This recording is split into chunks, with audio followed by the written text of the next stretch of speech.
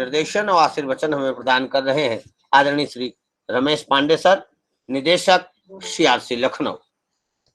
आज का यह बौद्धिक आयोजन दिव्यांगजनों के लिए किस प्रकार से उनके अभिभावक और उनका समुदाय पुनर्वसन क्रिया हेतु कैसे सहयोग करे, किस स्तर तक जाकर उनके पुनर्वासीय क्रियाओं की स्थापना करने हेतु नवीन संकल्पनाओं की रचना करने हेतु एवं साथ ही साथ विशेष आवश्यकता वाले बालक एवं बालिकाओं की आवश्यकताओं की पूर्ति के साथ साथ उन्हें नवीन समाज में उत्पन्न होने वाली नवीन संकल्पनाओं, नवीन आवश्यकताओं की भावित क्रिया को आगे बढ़ाने हेतु कैसे तत्पर करें, तैयार करें और कैसे हम एक सुखदतम ऐसे माहौल, एक ऐसे सुदृढ़ सशक्तिकृत माहौल का निर्माण करें जिसमें हमारे प्यारे बेटे और बेटियां, विशेष आवश्यकता वाले बालक एवं बालिकाएं एक सुखद समाज का, एक सुखद वैभव का अनुभव कर सके। आज का कार्यक्रम इन्हीं पक्षों की स्थापना करने और इन्हीं पक्षों के भावों की रचना करने हेतु अत्यंत महत्वपूर्ण है।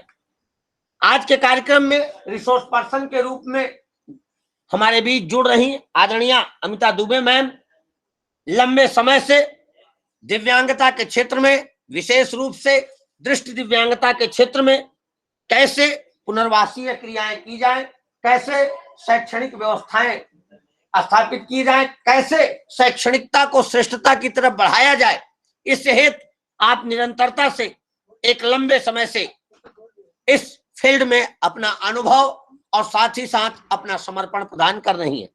हमारा सुअवसर है कि आज के विषय पर हम आपको सुन पाएंगे तथा आपके अनुभवों से अनुभवातीत होकर के हम आज एक नए मार्ग की तरफ प्रशस्तीकृत हो पाएंगे। कार्यक्रम अपने तय समय पर प्रारंभ है। मैं सर्वप्रथम आमंत्रित करता हूं संस्थान के निदेशक आदरणीय श्री रमेश पांडे सर को कि आप आए और आज के इस विशिष्ट कार्यक्रम की सफलता हेतु हमें शुभकामनाएं और आशीर्वाद प्रदान करें। आदरणीय श्री रमेश पांडे सर।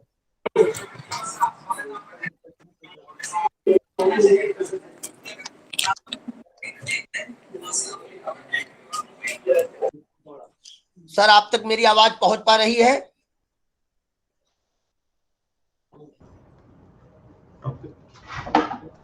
श्री रमेश पांडे सर, निदेशक CRC लखनऊ, क्या आप मुझे सुन पा रहे हैं? मैं सुन पा रहा हूँ आपको।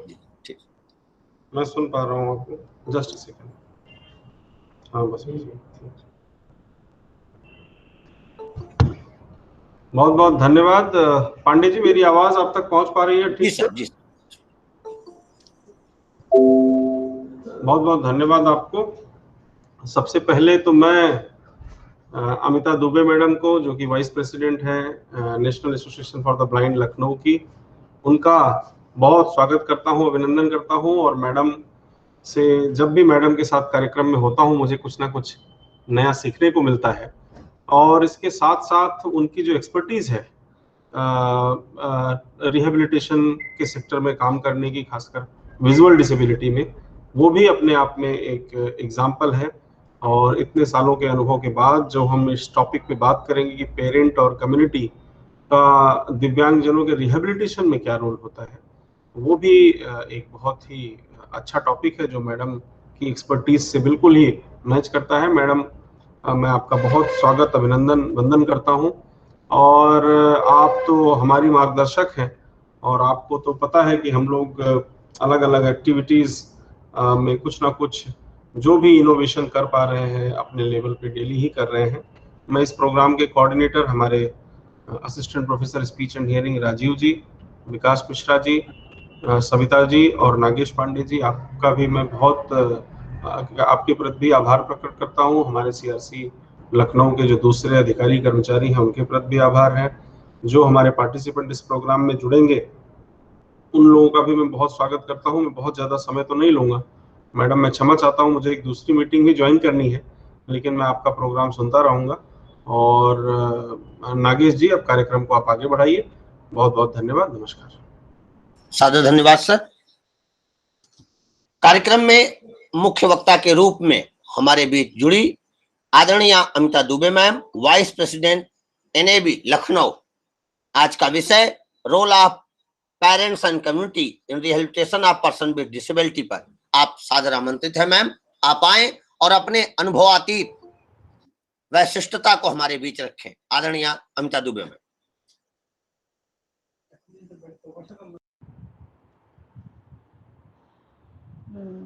मेरी आवाज आ रही है, सब तक पहुंच रही है?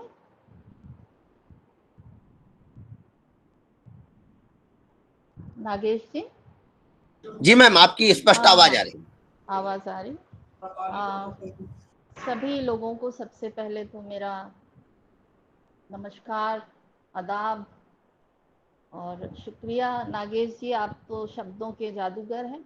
बहुत अच्छी तरह आप इंट्रोड्यूस करते हैं। हम आपके कई लोगों को सुनते हैं, इतने लाइक तो, इतना काबिल तो क्या हम हैं या नहीं वो तो नहीं मालूम, लेकिन जो भी हमारे अनुभव हैं वो हम सबके साथ बांटते रहते हैं। और सीआरसी तो हमारे घर जैसा है, ऐसा हम मानते हैं। तो इसलिए आज ये मौका मुझे मिला है आप सबके साथ अपने अनुभवों को साझा करने का, तो उसके लिए बहुत बहुत धन्यवाद। रमेश जी के नेतृत्व में सीआरसी जो रोल अदा कर रही है वो हम सब जानते हैं। बहुत ही अच्छे तरीके से आप लोग जो कार्य कर रहे हैं उससे हम सब परिचित है, उसको आवश्यकता नहीं है ज़्यादा कहने की। आज का जो विषय आप लोगों ने कहा है, जिस पर मुझे बात करनी है, role of parents and community in the rehabilitation of disabled person, ये एक विषय में सब कुछ समाहित है। एक तरीके से कहें तो बहुत सब कुछ इसमें आ गया है। एक डिसेबल्ड पर्सन के लिए 1 घंटे में वो पॉसिबल नहीं होगा कि हम लोग इस पर उतनी ज़्यादा खुलकर चर्चा कर पाएंगे। जैसे कि हम लोग पहले, आज से 2-3 दशक पहले की बात है, हम लोग इसे एज अ होल इस कार्यक्रम को करते थे, जिसे CBR कहते हैं हम सब, जिसके अंदर सभी घटक समाहित होते थे। अभी क्या है कि हम लोग कंपार्टमेंट्स में काम करते हैं, कहीं एजुकेशन का काम या उसके रिहैबिलिटेशन का काम, या अलग अलग कंपार्टमेंट्स हो गए हैं, क्योंकि हम लोग डिसेबिलिटी में 7 से 21 तक आ गए हैं। तो जाहिर है ज़्यादा देने का इस फील्ड को ये समय है। अगर इसे थोड़ा सा मैंने बांधने की कोशिश की है कि सब्जेक्ट से इधर उधर ना हो जाऊं, तो मैं आपसे 3 चीज़ों को सबसे पहले डिस्कस करना चाहूँगी। जितने लोग जुड़े हैं, मेरे ख्याल से ये सब अभी होने वाले प्रोफेशनल्स होंगे। नागेश जी, जहाँ तक मेरा मुझे पता है, ये सब अब फील्ड में जाकर काम करने वाले ज़्यादा लोग होंगे हम लोगों के बीच। तो इनके लिए मेरा कुछ टिप्स कह लीजिए या कुछ बातें हैं जो इनसे हमें कहनी है, इससे पहले कि ये जाकर कार्य करें, समाज में अपना योगदान दें। तो जो 3 बातें इस टॉपिक में हैं, एक तो है फैमिली, पेरेंट्स, मतलब हम पेरेंट्स के साथ परिवार को लेकर भी चलते हैं, जिसका कि योगदान एक कोई भी किसी भी तरह के डिसेबल्ड पर्सन के जीवन में उसके माता पिता के साथ उसके परिवार का बहुत योगदान होता है। और दूसरा एक, जिसे हम कम्युनिटी कहते हैं, यानी समुदाय, जिसकी बहुत बड़ी भूमिका होती है किसी के भी व्यक्तित्व को निखारने में। और इन दोनों के साथ जो एक ये रिहैबिलिटेशन जुड़ा है शब्द, जिसे हम कहते हैं, ये भी अपने आप में एक संपूर्ण शब्द है। इसको भी समझना बहुत आवश्यक है। हम जब रिहैबिलिटेशन की बात करते हैं, यानी पुनर्वास की बात करते हैं, पुनर्वास का अर्थ होता है कि वो है तो समाज में ही, है तो परिवार में ही, किसी कारण से उसको हमें पुनः वास की आवश्यकता है, यानी उसको फिर से स्थापित करने की ज़रूरत है। और ऐसा क्यों होता है? जब भी किसी भी तरह के, चाहे वो मेडिकल हो या किसी भी तरह की विकलांगता हो, जब कुछ ऐसा हो जाता है तो हमें उसको एक तरीके से फिर से स्थापित करना पड़ता है, यानी कि कुछ ज़्यादा तरीके से प्रयास करने पड़ते हैं उसके जीवन को समाज में ठीक रखने के लिए और परिवार में ठीक रखने के लिए।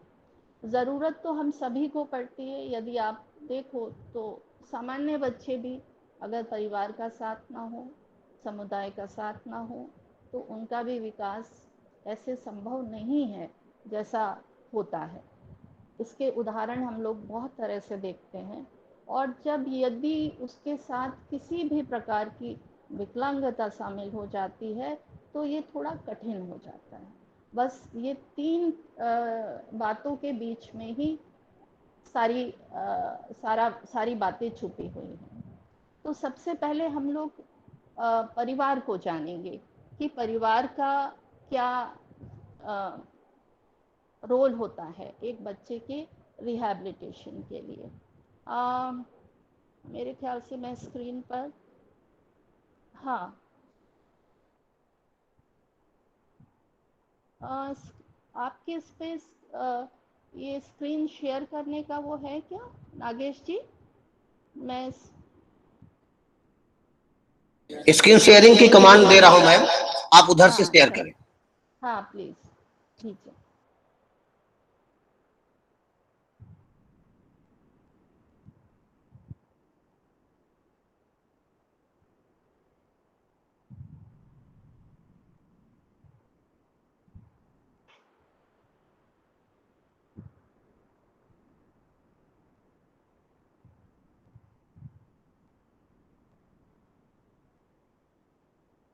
थोड़ा सा विलम्ब हो रहा है मेरे ख्याल से। हाँ, ये बहुत कुछ थोड़ा सा इस कार्यक्रम को बांधने का एक वो मैंने रखा है, कुछ पॉइंट्स हैं ऐसे कुछ इन पर चर्चा विस्तार में होगी कि role of parents in family. ये हम सभी जानते हैं कि परिवार एक समुदाय का सबसे पहला ग्रुप होता है, सबसे पहला पहली सीढ़ी कह लें या एक पहला ग्रुप है। और इसमें जो कि बच्चे को समाज से जोड़ने का पहला काम करता है। सबसे पहले बच्चा एक परिवार के द्वारा ही समाज में एंटर करता है। तो उस परिवार में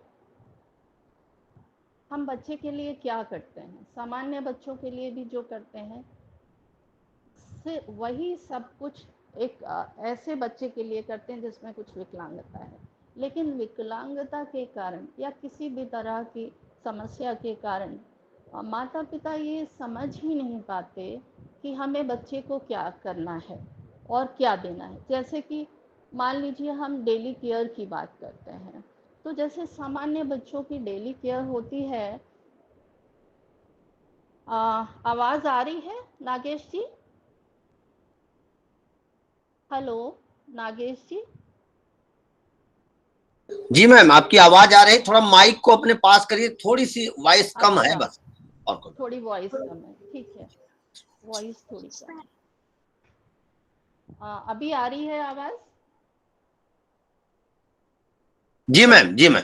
अभी वॉइस को थोड़ा और, अच्छा, जो डेली केयर बच्चे की होती है, विकलांग होने के कारण उस डेली केयर में समस्याएं आ जाती हैं, उनको पता ही नहीं होता। मान लीजिए कोई बच्चा बोल नहीं सकता या देख नहीं सकता या सुन नहीं सकता, तो ये ही मुश्किल हो जाता है पेरेंट्स के लिए।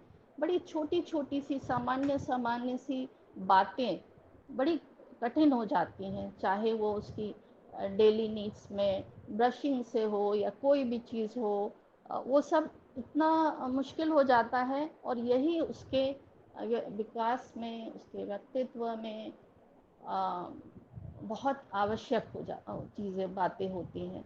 हमें लगती बहुत छोटी हैं, क्योंकि नॉर्मल बच्चे सीख लेते हैं, ऐसे ही सीख लेते हैं, देखकर सीख लेते हैं, और तो उनका वो लगता है कि ये क्या, ये कोई बहुत बड़ी बातें नहीं। लेकिन यदि कुछ भी समस्या होती है तो यही बातें बड़ी मुश्किल हो जाती हैं।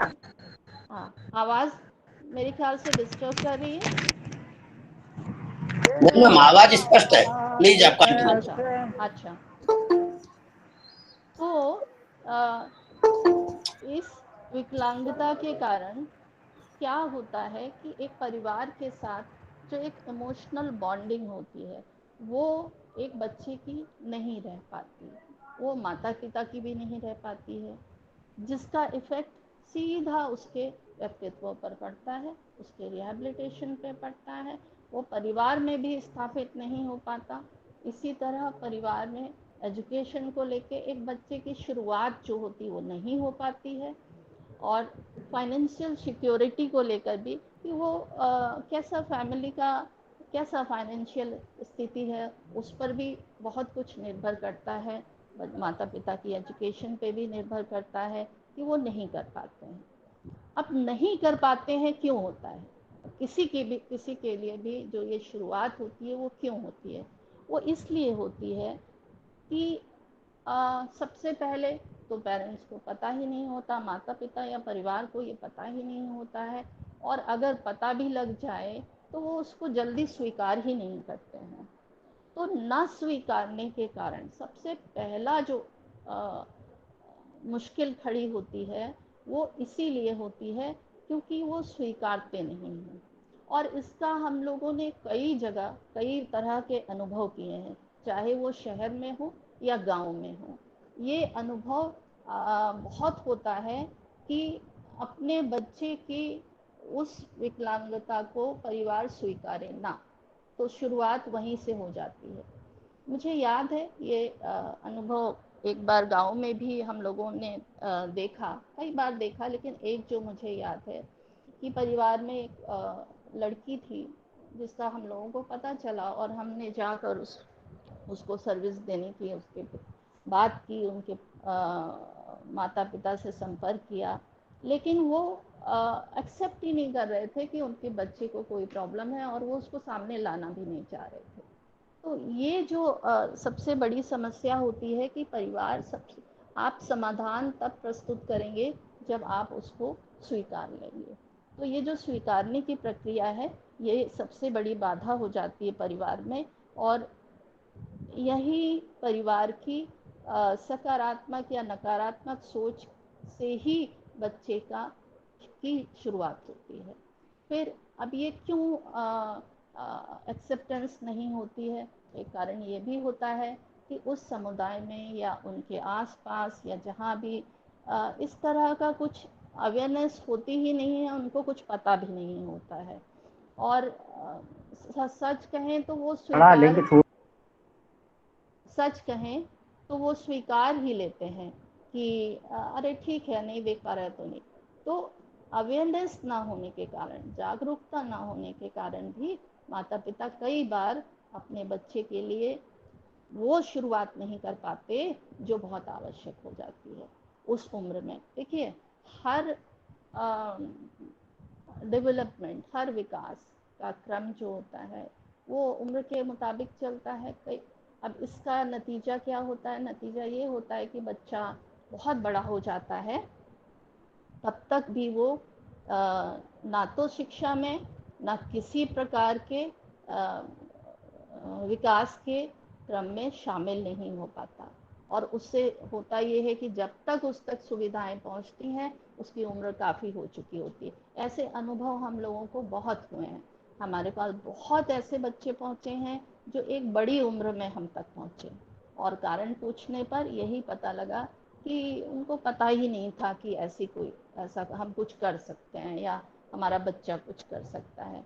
तो उसके अलावा क्या प्रॉब्लम्स होती हैं परिवार के साथ इस विकलांगता को लेकर, यदि उनके घर में कोई ऐसा है तो उनके बड़े अजीब अजीब विश्वास होते हैं। जैसे मान लीजिए अगर कोई मानसिक मंदता का बच्चा है, या कुछ ऐसा बच्चा है तो उनकी पहली शुरुआत तो झाड़ फूंक से ही होती है।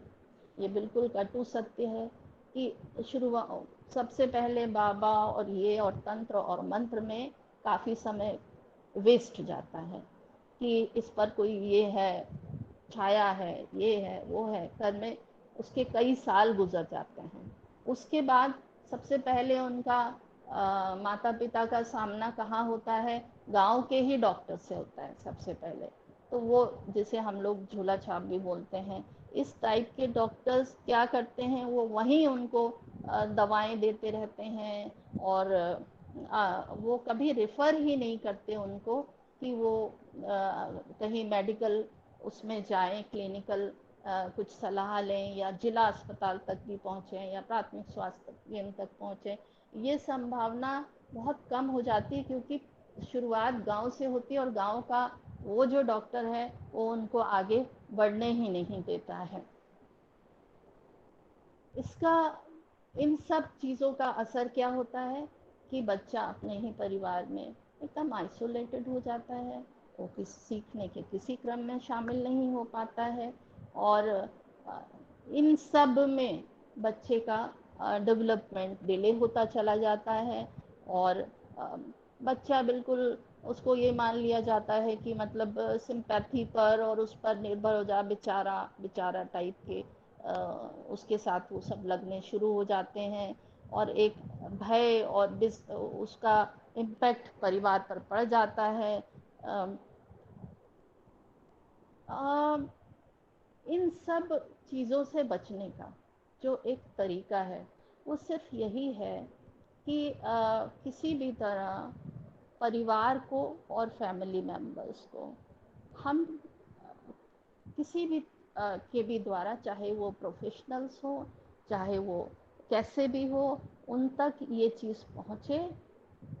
माता पिता को हम किसी तरह स्ट्रॉन्ग कर पाएँ, उनको स्ट्रेंथन कर पाएँ, उनको ये बता पाएँ कि ये जो समस्या है वो ये समस्या है, आप इसका निदान ऐसे हो सकता है।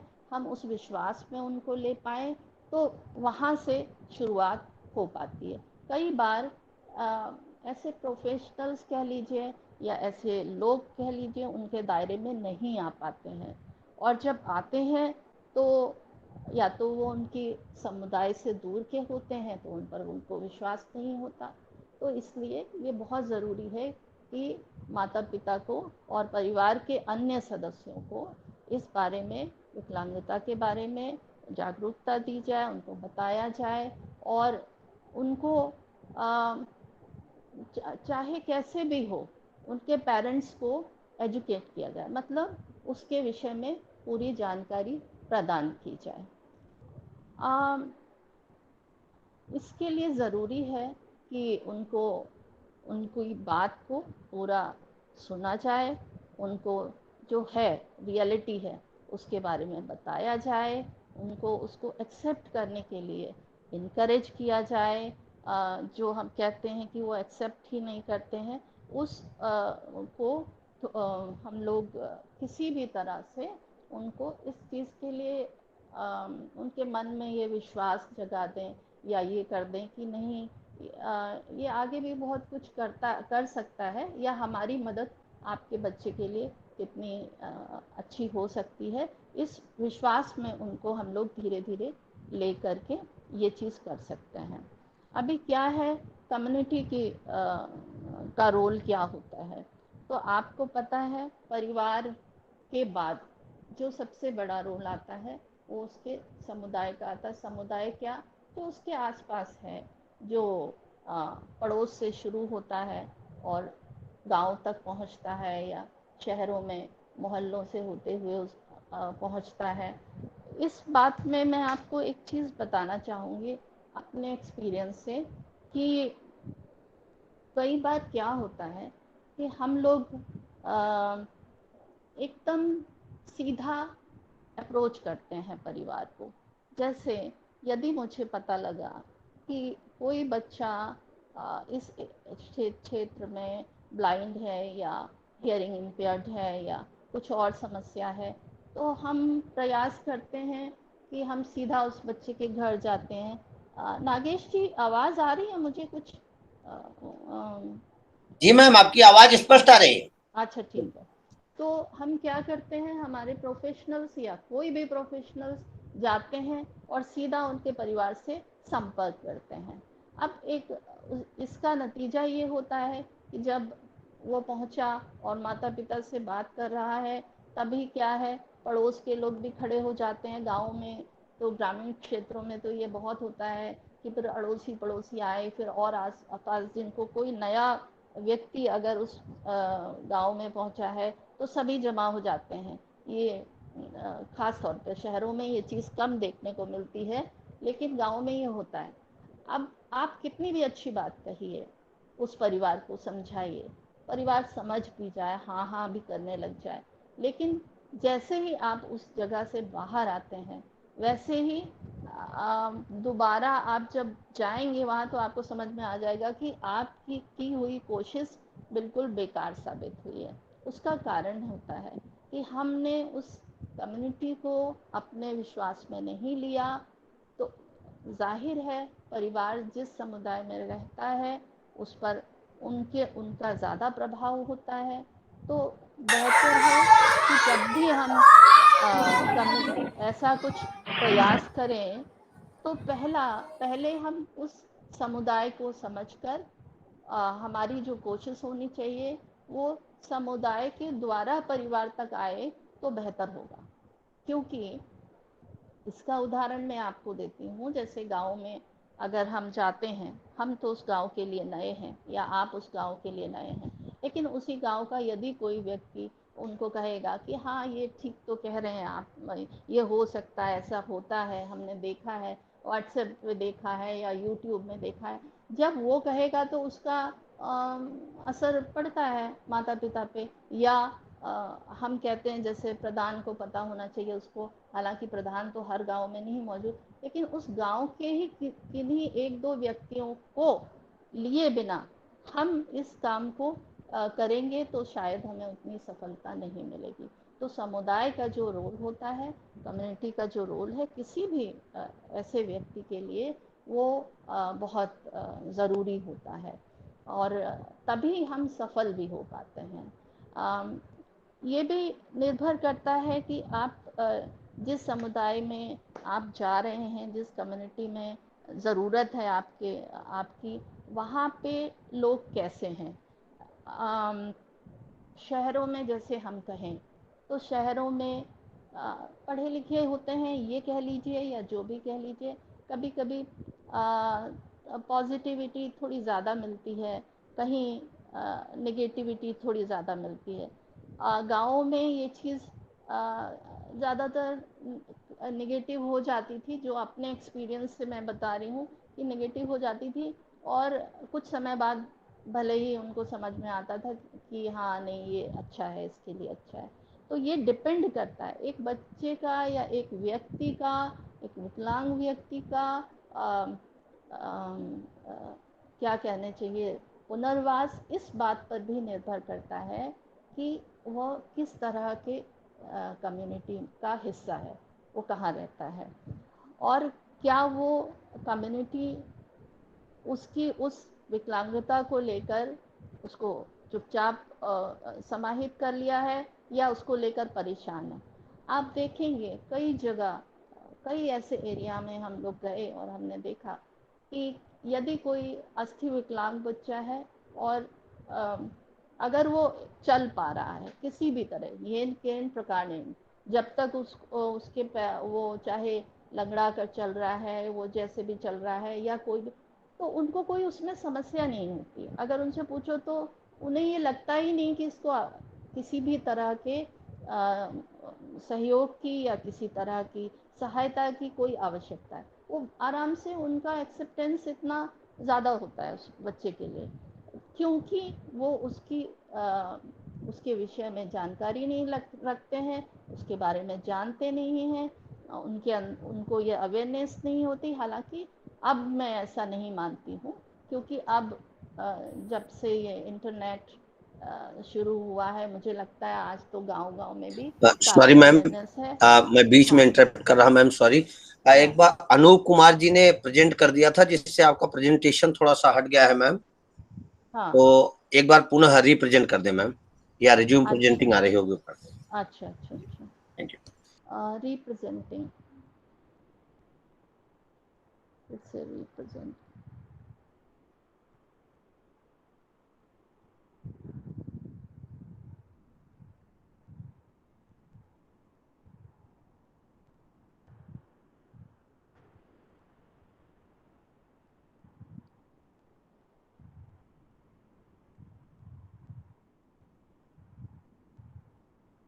हुँ,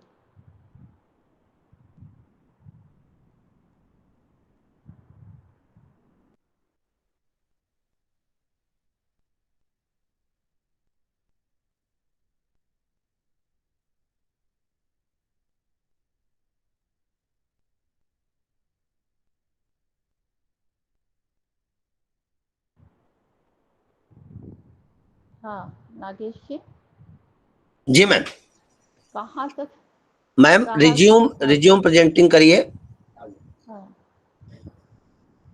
अभी प्रेजेंटेशन अभी हुआ? आपकी मैम मेन स्क्रीन पे आई नहीं है। अभी आई? नहीं मैम।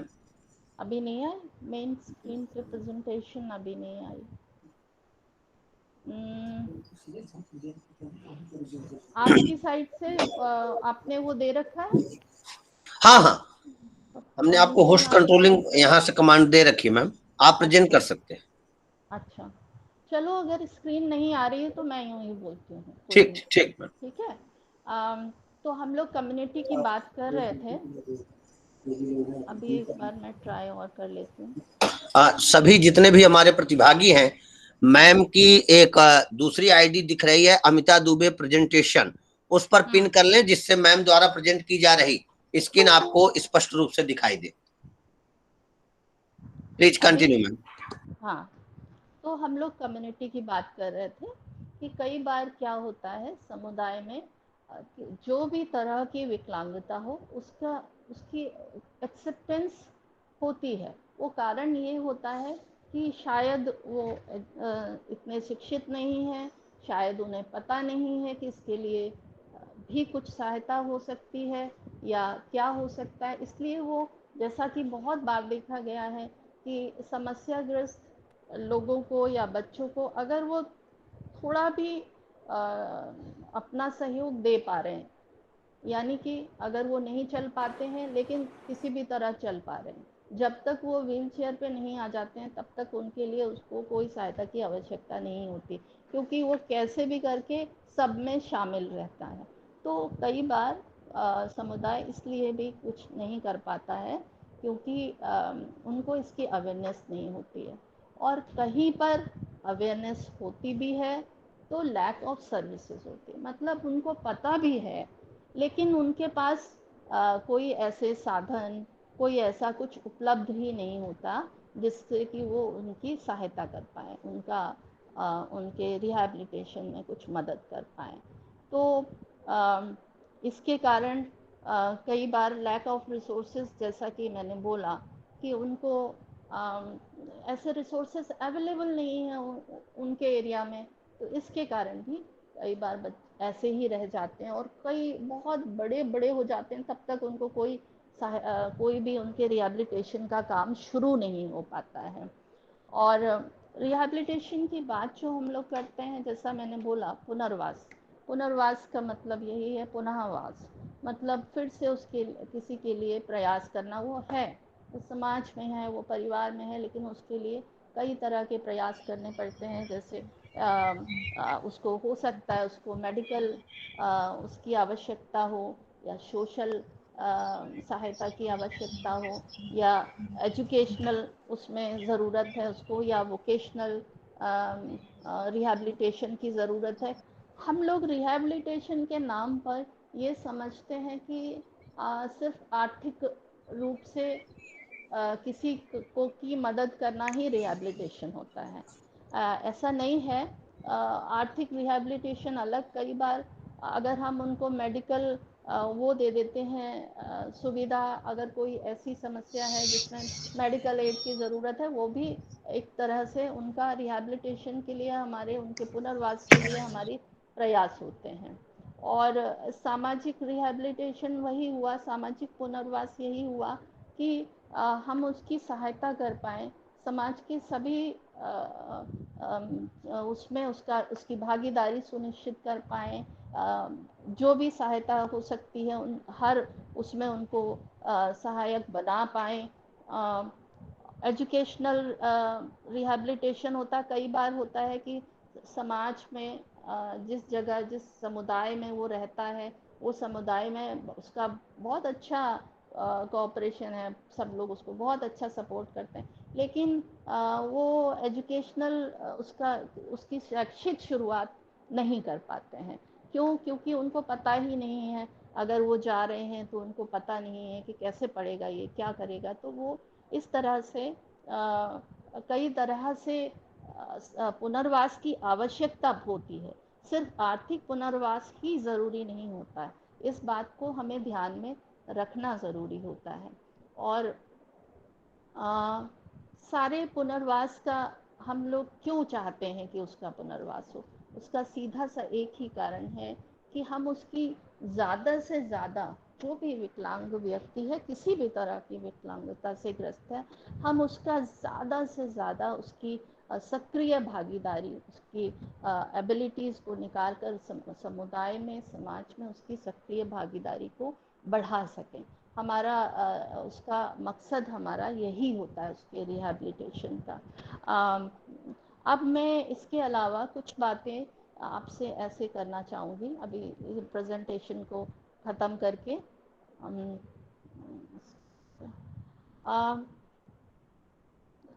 किस तरह से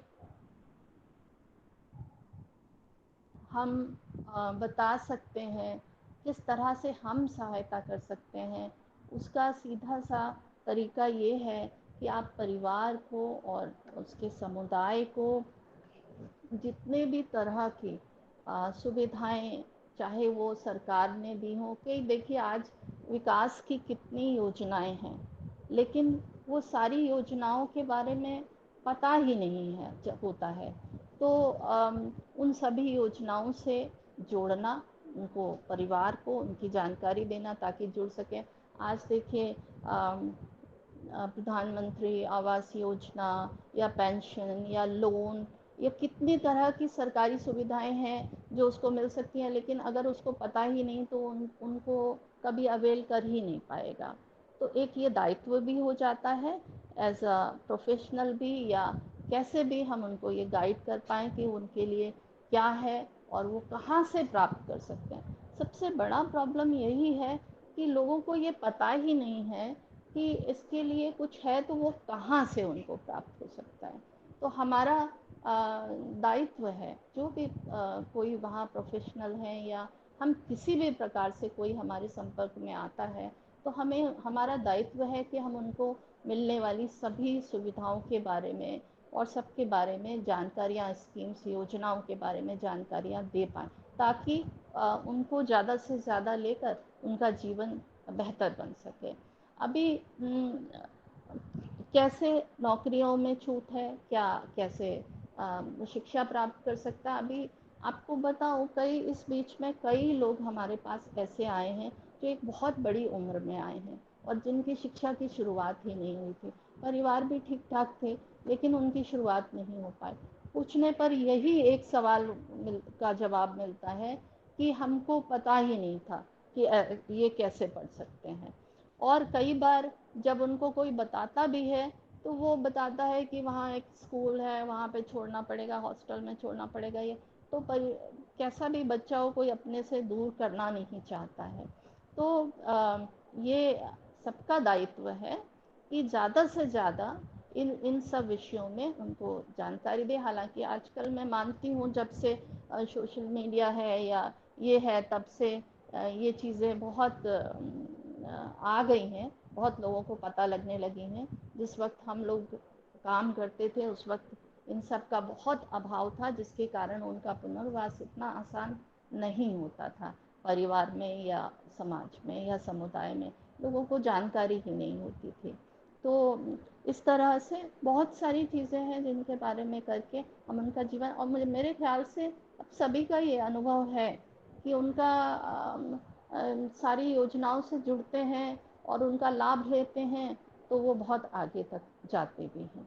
तो और जब सफल होते हैं तो परिवार में भी स्वीकृति बढ़ती है। हमने देखा है कई बार हम लोग जो बहुत सफल व्यक्ति हैं फील्ड के किसी भी तरह की विकलांगता के क्षेत्र में, हम उनसे मिलवाते हैं और जब वो उनके रूबरू होते हैं और समझते हैं अच्छा इसने ऐसा किया, आज वो आर्थिक रूप से अपने पैरों पर खड़ा है कुछ है, तो उसका असर परिवार पर पड़ता है।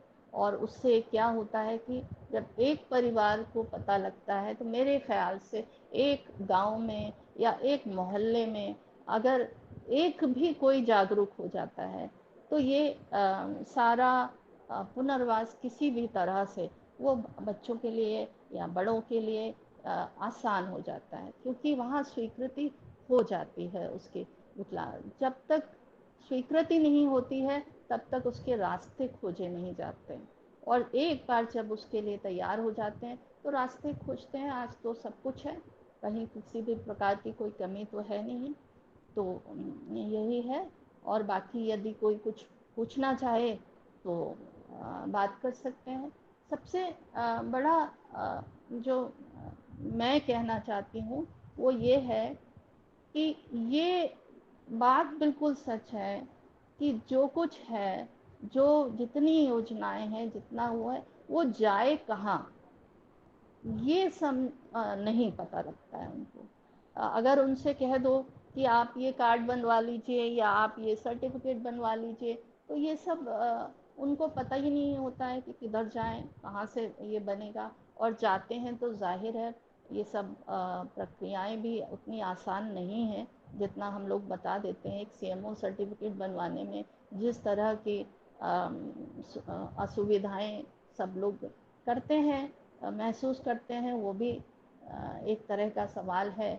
लेकिन चाहे जिला पुनर्वास केंद्र हो, चाहे कहीं भी हो, लोग अब पहुंच रहे हैं।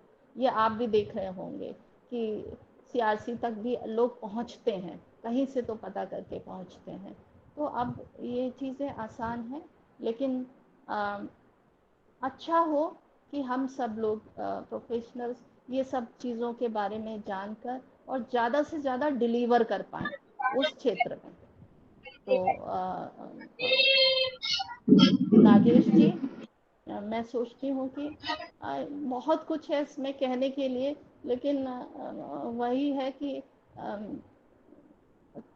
कहाँ कैसे कहा जाए उस पर डिपेंड। किसी के कोई नहीं सवाल मैम, हो तो वो करें तो ज़्यादा बेहतर होगा। मैं डॉक्टर इनाम खान हूँ सागर से। हेलो जी, मैं डॉक्टर हाँ इनाम जी, खान हूँ मैं सुन सागर रही से। हूँ। सुन रही है? सही हो गया। जी, देखो मैडम, सब्जेक्ट तो बहुत नमस्कार। अच्छा है। एक्चुअली मैं हाँ, मेडिकल कॉलेज में एज असिस्टेंट प्रोफेसर हूँ जी, और विशेष शिक्षा पुनर्वास विभाग का जी, HOD भी हूँ। अच्छा। ये सब्जेक्ट एक ऐसा सब्जेक्ट है, मैं भी एक पेरेंट हूँ एक्चुअली, मेरा बेटा भी डाउन सिंड्रोम है और परिवार में भी और भी डिसेबिलिटी है। जी, पर ये प्रॉब्लम आती है, मुझे 20 साल का अनुभव है डिसेबिलिटी फील्ड में, नागी जी से भी बात होती रहती है, अपने जी, प्रोग्राम होते रहते हैं। पर एक पेरेंट के तौर पर मैं आपसे ये बात करना चाहूँगा, जैसे जी, मैं आई एम अवेयर पर्सन, मैं जानता हूँ, पर मेरा एक दायरा है, मेरा एक दायरा है, डॉक्टर का एक दायरा होता है कि अपने पेशेंट को। तो क्या होता है, मैं जैसे ही 5 किलोमीटर दूर अपने सागर से बाहर जाता हूँ, उस पेरेंट कोई बच्चा मिलता है तो उस पेरेंट को अवेयर नहीं है, उसको मालूम ही नहीं है कि उसको पुनर्वास की सेवाएं कहाँ प्राप्त हो। DDRC एक लिमिटेशन है, DDRC में 7 लोगों का स्टाफ है, लिमिटेशन है। CRC भी एक लिमिटेशन है, वो अपने दायरे में काम करते। पर पुनर्वास की योजनाओं का संचालन गांव तक कैसे पहुंचे, ये बहुत जरूरी था, है और रहेगा भी। वर्तमान में रहेगा भी। वर्तमान में जो सुविधाएं हैं, ये मान के चलिए रुपए में 5 पैसे है। हम बात कर रहे हैं, देश से बात कर रहे हैं या सेमिनार में बात करते हैं, हम एक सीमित लोग हैं, वहाँ 100 लोग पहुँचेंगे, हम 200 लोग बात करेंगे। पर डिसेबिलिटी में देखा जाए, जैसे 2.5 करोड़ डिसेबल्ड बच्चे हैं, उनमें से 5 लाख लोगों को फायदा मिलता है। तो वो क्यों नहीं, बाकी लोगों को क्यों नहीं मिलता? अवेयरनेस की कमी कहाँ पर है? शासन हर स्कीम का संचालन करती है, पर शासन वो स्कीमों को ज्यादा मोटिवेट करती है जिससे लोगों को ज्यादा फायदा होता है। जैसे पंचायत ग्रामीण विकास की हो गई या स्वास्थ्य विभाग की हो गई, डिसेबिलिटी उसमें हमेशा छूटा होता है। क्योंकि मैं यहाँ पे DDRC का भी संचालन कर चुका हूँ सागर में, और NGO भी है हमारा, स्पेशल स्कूल्स भी है हमारे। तो यहाँ पेरेंट्स बहुत बहुत अपने हिसाब से आता है कि कोई फायदा मिल जाए, सुविधा मिल जाए, पर जब हम उस बच्चे को बोलते हैं कि you go to the special school, you go to the special educator, you go to the physiotherapist, पर उसको वो चीज़ के बारे में नॉलेज ही नहीं है ये होते क्या है। अवेयर हम शहर क्षेत्र में तो कर लेते हैं, पर ग्रामीण क्षेत्र में करना बहुत टिपिकल काम है। हमने PHCs डॉक्टर को ट्रेनिंग दी, RCS डॉक्टर को ट्रेनिंग दी, तो वो डॉक्टर भी क्या है कि हफ्ते में 1 दिन जा रहे PHCs में, तो वो पेरेंट को कैसे मोटिवेट करें। हम नर्सों को ट्रेनिंग दे चुके, हम मिडवाइफरी को ट्रेनिंग दे चुके, मेडिकल वर्कर को ट्रेनिंग दे चुके, पर सब फेल, क्योंकि उनके इतने दूसरे काम, दीगर काम होते हैं, तो डिसेबिलिटी यहाँ एक तरफ हो जाती है। पर सोचने वाले हम लोग हैं। जी जी, बिल्कुल आप ठीक कह रहे हैं। जो बातें आप कह रहे हैं, ये बातें हम तो पिछले 2 दशक तो हो ही गए हैं। इसी तरह की इन्हीं बातों को हम लोगों ने फेस भी किया है, सब बातें। देखिए, इस बात को तो हमें स्वीकार करना ही पड़ेगा कि हमारे यहाँ सुविधाओं की, जैसे स्कीम्स की बात आप करेंगे, स्कीम्स तो बहुत हैं, लेकिन ऐसे लोग, ऐसी संस्थाएं बहुत कम हैं, या जो भी कह लीजिए कि जो अपनी सर्विस डिलीवर करें। इम्प्लीमेंटेशन के लेवल पर कम से कम हमारा शहर या हमारा ज़िला या आसपास बहुत कमी है, और शायद ये हर जगह ही है।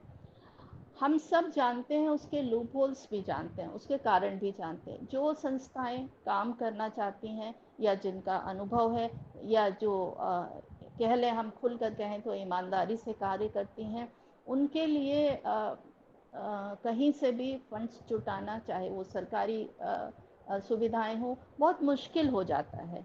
तो ये होता है कि सब छोटे छोटे दायरों में काम करते हैं। देखिए, आज लखनऊ में ही जितनी संस्थाएं हैं, आप नाम लीजिए सबका, सब बहुत छोटे छोटे दायरों में काम कर रही हैं। व्यापक रूप से ये कार्य हो नहीं पाते। उसके पीछे एक कारण ये भी है कि संस्थाओं में आपस में भी तालमेल नहीं होता है, और सब अपने छोटे छोटे उसमें काम करना चाहते हैं, और इसके लिए समस्या बड़ी है। समाधान करने वाले बस कुछ लोग हैं। यही मैंने कहा कि एक्सेप्टेंस की बात होती है। जैसे आप कह रहे हैं कि हमने नर्सेस को भी ट्रेनिंग दिया, मुझे याद है हमने प्राथमिक स्वास्थ्य केंद्र जितने हैं वहाँ पर ये अवेयरनेस लानी चाहिए थी कि सबसे पहले बच्चा निकल के कहाँ पहुँचता है, वो पहुँचता भाई कहाँ, वो सबसे पहले अपनी समस्या बताएगा। तो मान लीजिए पेरेंट्स थोड़े अवेयर हैं तो वो प्राथमिक स्वास्थ्य केंद्र तक पहुँचते हैं। प्राथमिक स्वास्थ्य केंद्र पे उनको पता ही नहीं, क्योंकि वहाँ पे उनके लिए कोई भी चाहे ऑप्थेल्मोलॉजिस्ट कहिए या किसी भी तरह के कोई एक्सपर्ट मौजूद तो होते नहीं हैं। तो हमने उनको ये कहा कि ठीक है, आप कुछ मदद नहीं कर सकते, तो आप इतना कीजिए कि आप ये उसको बता दीजिए कि आप वहाँ चले जाइए। कहने का मतलब, यदि उस क्षेत्र के बच्चे उनको अगर विज़न प्रॉब्लम है किसी भी प्रकार की, और वो प्राथमिक स्वास्थ्य केंद्र हमारे पास रेफ़र करता है, तो हम उसको कुछ तो सहायता कर पाएंगे ना। इस तरह का कोऑर्डिनेशन बनाने का हमने बहुत प्रयास किया। मेडिकल कॉलेज में सभी प्राथमिक स्वास्थ्य केंद्र से एक एक लोगों को बुलाकर उनको इस बारे में बताया। लेकिन होता वही है कि ट्रेनिंग और ये सब सेंसिटाइजेशन प्रोग्राम करने के बाद लोग इतने ओवरलोडेड होते हैं अपने काम से कि उसे तवज्जो ही नहीं देते हैं। ये भी एक कारण है कि उनको अपनी कम्युनिटी में कोई ये वाली सर्विस नहीं मिलती। सिर्फ गांव की ही बात नहीं, मैं शहर में भी आपको बताती हूँ, कई इतने पढ़े लिखे पेरेंट्स हैं, उनके बच्चों के साथ समस्या है, उनको पता ही नहीं कि क्या जाए, और उस लेवल की सुविधा भी मौजूद नहीं रहती। मान हमारे पास कई मल्टीपल हैंडीकैप बच्चे हैं, मतलब उनको प्रॉब्लम है, लेकिन क्या लखनऊ में उनके लिए सुविधाएं मौजूद हैं? हम रेफ़र भी करें तो कहाँ करें? अगर वो हमारे पास आ गए और हम जानते हैं कि हमारे पास इनके एक्सपर्ट नहीं हैं जो इसके बच्चे की प्रॉब्लम है, तो हम उनको कहाँ रेफ़र करें? क्या हम उनको दिल्ली रेफ़र करें? हम उनको बॉम्बे रेफ़र करें?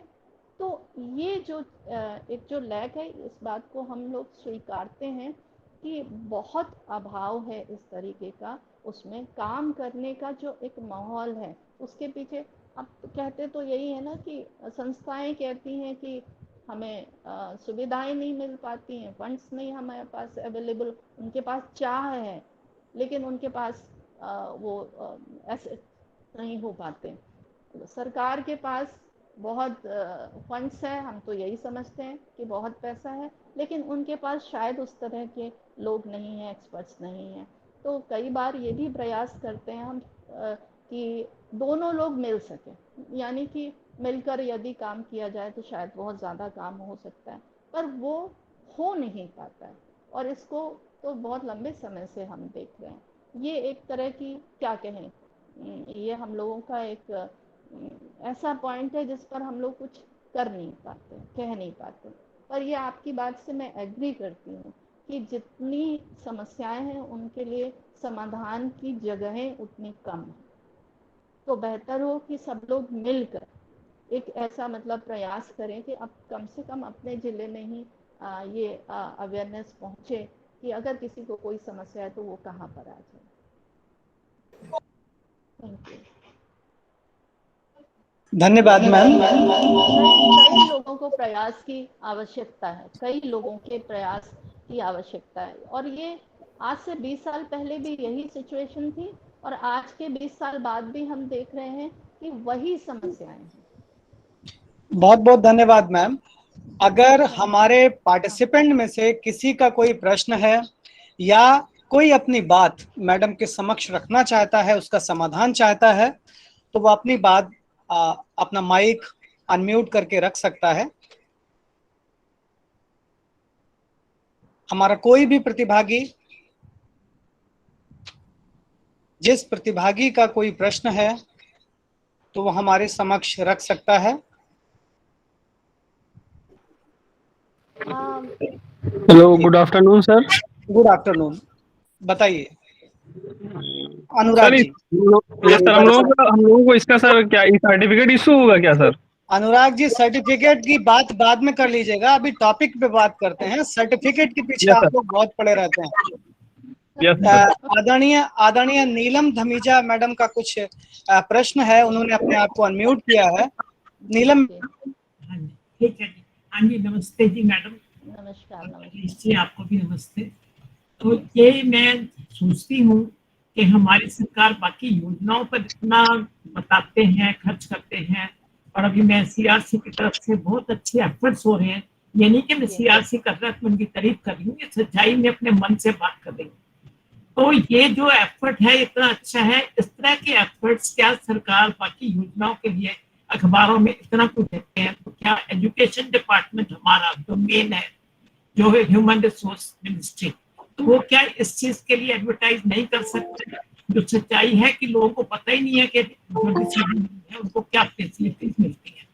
क्योंकि मैं काउंसलर हूँ तो स्कूलों में जाती हूँ और मैंने ये देखा है, यहाँ एटलीस्ट इतना होता है कि पेरेंट्स को बुलाया जाता है उनको यही अवेयरनेस देने के लिए। मैं भी कई बार जाती हूँ बोलने के लिए, तभी मैं ये सब अटेंड कर रही हूँ ताकि लोगों में जागृति आए। लेकिन क्या इस चीज को हम लार्ज स्केल पे अगर आप जैसे लोग सोचे तो क्या इसका हम अखबारों में या किस तरह से जनता को अवेयरनेस नहीं दे सकते? एक किस्सा यहाँ पर हुआ था कि एक बच्चा हैंडीकैप था, उसकी माँ को नॉलेज नहीं थी, बर्तन साफ करती थी, वो अपने बच्चे को चेन से बांध के घर में छोड़ जाती थी, पास ही खाना रख देती थी कि लेकिन उसकी और डेली प्रॉब्लम होती है इंसान की, वो कौन पूरी करेगा? अकेला घर में बच्चा, फादर उसके थे नहीं। तो इस तरह के किस्से होते हैं, वही अनजान कि उनको समझ नहीं होती है। इसका आप लोग इस बात को सोचिए। अब हम लोग तो दे रहे हैं, बहुत ज्यादा अच्छा लग रहा है। बनवा लो।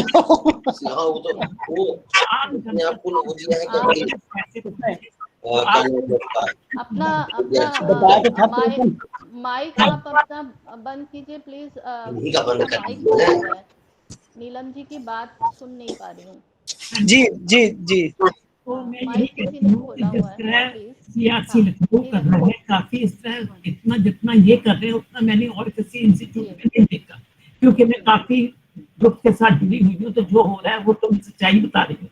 तो ये प्रचार इसका सोचिए, आप लोग प्रबुद्ध लोग हैं और इसमें विशेष शिक्षा प्राप्त लोग हैं, इसका प्रचार कैसे किया जाए। अगर सीआरसी लखनऊ है और भी सीआरसी होंगे, बेंगलोर का तो मुझे मालूम है, तो ये मिलके ही इसका प्रचार करें तो ज्यादा अच्छा रहेगा। हम अपने समाज के लिए कुछ तो कर रहे होंगे। अगर मैं अपने शहर में इस चीज का प्रचार कर सकती हूँ, मैं काफी इस तरह से उनसे नॉलेज ले रही हूँ, वो नॉलेज बेशक मुझे भी पहुंचा दे ताकि हम इसका फायदा उठा के आम जनता को फायदा दे सकें। प्लीज इस बारे में आप सोचिए कि जनता में नहीं कुछ पता, जनता को, पढ़े लिखे लोगों को नहीं पता, वो क्या बताएंगे। हाँ जी नीलम जी, धन्यवाद। मैं आपको कई जगह, कई प्रोग्राम्स में, इसमें सीआरसी के प्रोग्राम में मैंने आपको देखा है, और मैं आपके इस जज्बे को सलाम भी करती हूँ कि आप इतना इस कार्य में अपना जिस तरह की रुचि आप रखती हैं, इतना होते हुए भी ये अपने आप में बहुत मायने रखता है। मैं आपको बहुत एडमायर करती हूँ, मैंने आपको कई उसमें देखा है प्रोग्राम में।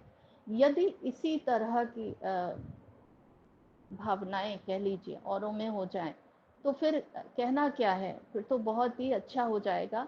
लेकिन आप जो ये बात कह रही हैं, हम इस बात को एग्री करते हैं कि पेरेंट्स को पता नहीं होता है, सिर्फ इसलिए, कौन अपने बच्चे के लिए कुछ नहीं करना चाहता है, हर कोई करना चाहता है, लेकिन उन्हें इसका पता ही नहीं होता है।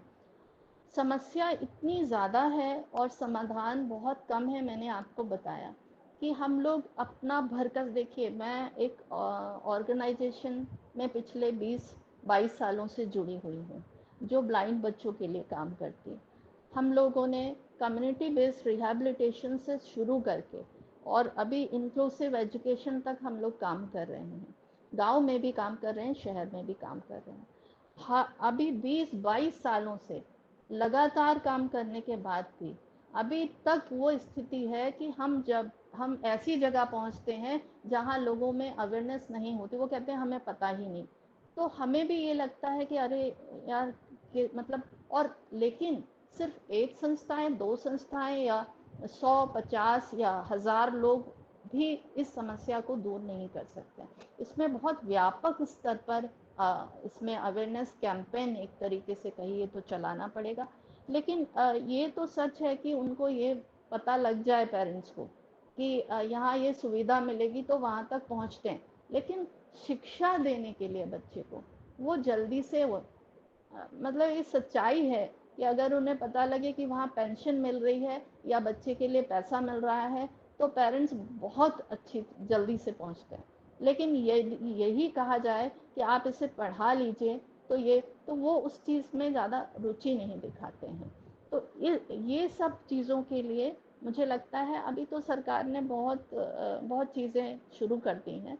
अभी हर विद्यालय में बच्चों के एनरोलमेंट आसानी से हो रहे हैं जो पहले नहीं होते थे। एक्सेप्टेंस समाज की बहुत कम थी, तो इस वजह से शिक्षा के क्षेत्र में बहुत दिक्कतें हुई। लेकिन अभी क्या है कि शिक्षा के क्षेत्र में सरकार ने बहुत सारा काम कर लिया है और कम से कम उनकी क्वांटिटी तो बढ़ गई है, विद्यालयों में पहुंचने लगे, एनरोलमेंट होने लगे हैं, लेकिन क्वालिटी पर शायद अभी हम लोगों को ध्यान देने की आवश्यकता है और संस्थाओं को ध्यान देने की आवश्यकता है।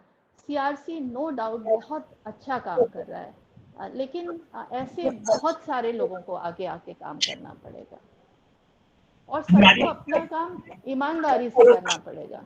जी ठीक है, बिल्कुल ठीक है, आप बिल्कुल ठीक कह रही हैं। ज्यादा लोग हैं कि ज्यादा एनजीओ यही है कि पैसा ले लो सरकार से और प्रतिष्ठा ले लो, ये हो गया, ये किया, उन्होंने वो किया, ये भी मैंने नोट किया। लेकिन कई ऐसी संस्थाएं हैं, वो भी मैंने नोट किया कि वो जो इस फील्ड में काम कर रही हैं। तो यही मेरा मन में ये होता है कि मेरी अपने ग्रुप के बंदे मैंने देखा है, हमारे 25 लोगों में से 4 ने ज्वाइन किया मेरे साथ। तो अब अपने आप समझ लीजिए कि क्या हमारी आम जनता ऐसे ही बड़े होके खाया पिया जिंदगी खत्म हो गया चले गए। कि हर कोई अगर सोचे कि जितने जवान लोग यहाँ बैठे हैं, मैं तो यही कहूंगी कि अगर ये सारे अपने अभी से शुरू कर दें तो कोई हर्ज नहीं। उसके साथ भी चल सकता है ये सब कुछ। तो ये जो इसमें होते हैं तो बहुत अच्छा है कि जो आप इंस्पिरेटरी वो देते हैं, इनको इंस्पायर कीजिए यंगर जनरेशन को कि ये भी मेरा मेरा साथ में कुछ कहना काम करें। मेरा कहना सिर्फ यही है, जो नई नई पीढ़ी है या नए प्रोफेशनल्स हैं, उनको मेरा कहना सिर्फ यही है कि ठीक है, जॉब ज़रूरी है क्योंकि परिवार का पेट भरना है, वो बहुत आवश्यक है, लेकिन इसके साथ ही साथ ये एहसास करना भी बहुत आवश्यक है कि ये विशेष क्षेत्र है। यहाँ पर आपको सिर्फ जॉब ही नहीं, जॉब तो कोई भी करता है, लेकिन उसके साथ साथ आपको कुछ ऐसा देना है जिसके लिए जिसका समझिए पूरा एकदम खुला आसमान है, आपको उस पर, या खुला कैनवास है, उस पर आपको कुछ लिखना है। तो जो भी नए लोग आए सिर्फ जॉब के लिए ना आए, जॉब के साथ साथ उस भावना के साथ अगर आएंगे तो बहुत अच्छा काम इस फील्ड में होगा। और कुछ लोग हैं ऐसे, अभी मैं हाल ही में कुछ नई पीढ़ी के लोगों से मिली हूँ जो चाहे वो अध्यापक हैं चाहे विशेष अध्यापक हैं, मैं देखती हूँ उनका उनका डिवोशन, जिस तरह से वो काम कर रहे हैं, तो हम लोगों को सच पूछिए तो अपना समय याद आ जाता है कि वो डिवोशन बहुत ज़रूरी है साथ ही साथ में। Thank you. धन्यवाद मैम, इतने महत्वपूर्ण विचार हम सभी के समक्ष रखने के लिए। मैं आप प्रतिभागियों से निवेदन करता हूं, अगर किसी भी एक व्यक्ति का और सवाल हो तो वो मैडम के समक्ष रख सकता है, इसके बाद हम कार्यक्रम को आगे गति प्रदान करें। कोई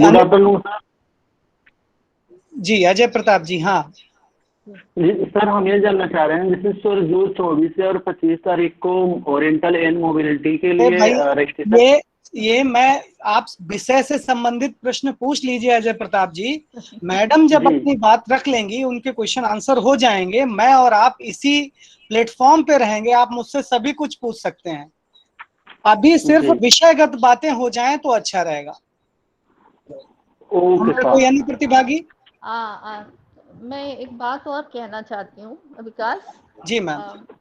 हम लोगों के लिए देखिए, ये अवसर जो है इस थोड़ा सा अच्छा इसलिए भी है, अभी हम लोग रिहैबिलिटेशन की बात करते हैं, और इकोनॉमिक रिहैबिलिटेशन की अगर बात करें तो कई, जैसे सब लोगों को जो नए प्रोफेशनल्स हैं उनको इस पर भी विचार करना होगा कि वो नए फील्ड, नए वो तलाशें कि कहाँ, ये ज़रूरी नहीं है कि सरकारी ही नौकरियां हों, ये ज़रूरी नहीं है कि कॉर्पोरेट ही हों। आजकल देखिए कि आत्मनिर्भर भारत या स्किल कौशल विकास में कितना ज़्यादा इस योजनाएं आई हैं, पैसा भी है, सब कुछ है, लेकिन उनको अवेल नहीं कर पा रहे हैं। अवेल ना करने का कारण भी यही है कि लोगों को इसकी जानकारी ही नहीं है।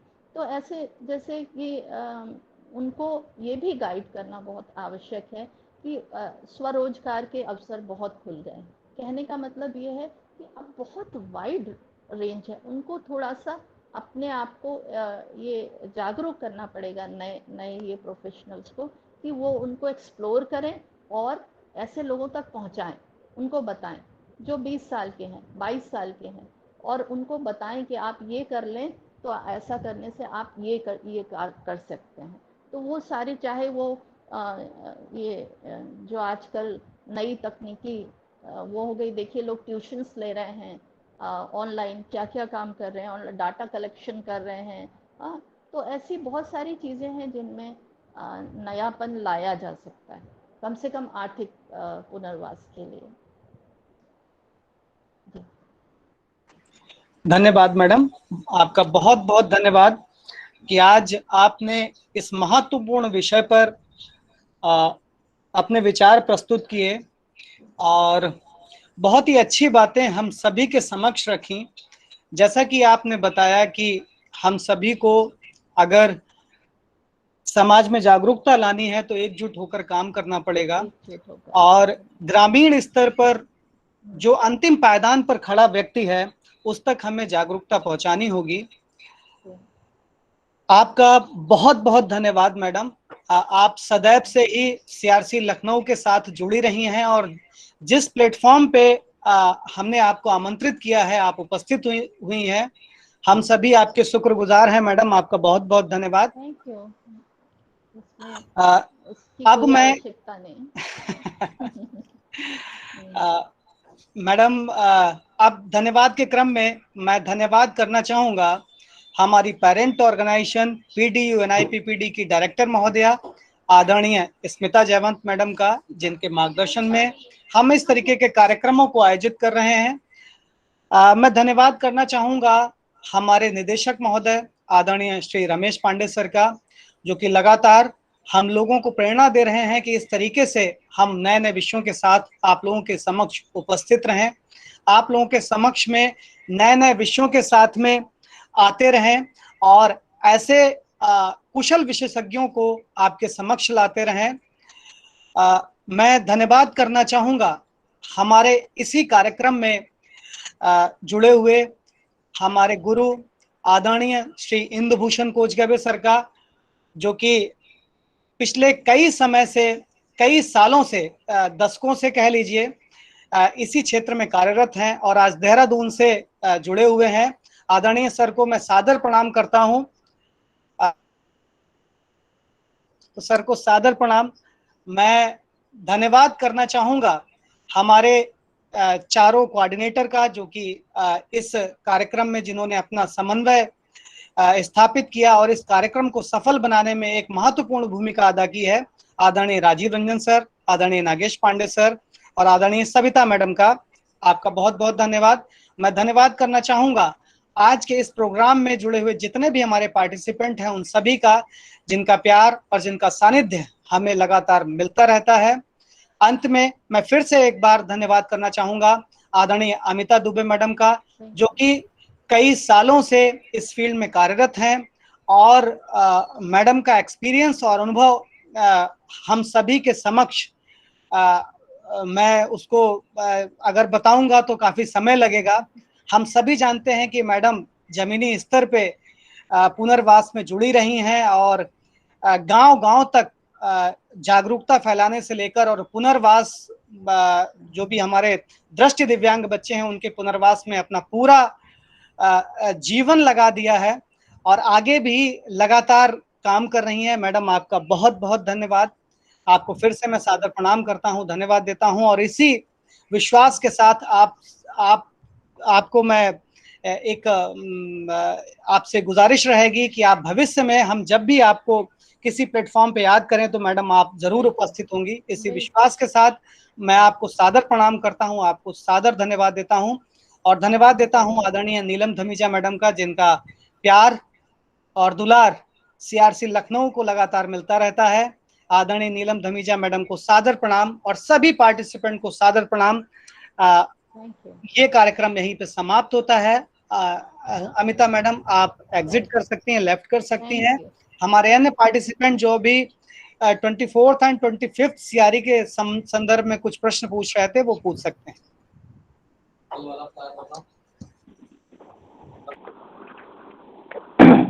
हेलो अजय जी बताइए। सर, हम ये जानना चाह रहे हैं सर, जैसे जो ओरिएंटल एंड